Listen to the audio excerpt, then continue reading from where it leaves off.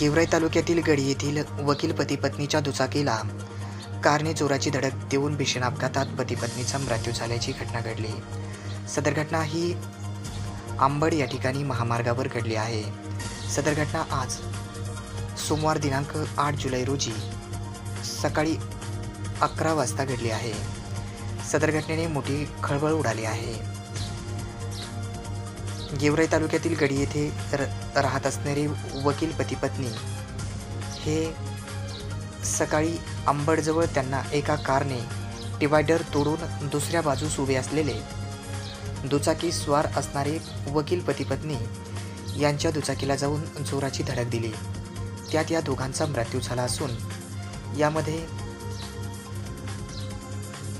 बीड जिल्ह्यामध्ये मोठी खळबळ उडाली आहे. ते अंबड येथे न्यायालयात वकिली करत होते.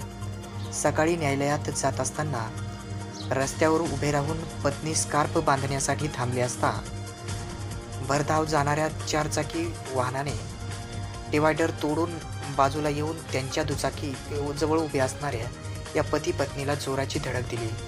यामध्ये हे दोन्ही चारचाकी खाली दबले गेले असल्याने त्यांचा व त्यांच्या पत्नीचा जागीच मृत्यू झाला. हे मूळचे पाथरवाला येथील असून ते गडी येथे मुक्कामी राहत होते. वकील सतीश शहाजी मगरे आणि त्यांच्या पत्नी तेजल सतीश मगरे असे त्या मैताचे नाव आहे. सदर घटनेने परिसरात मोठी हळहळ व्यक्त केली जात आहे.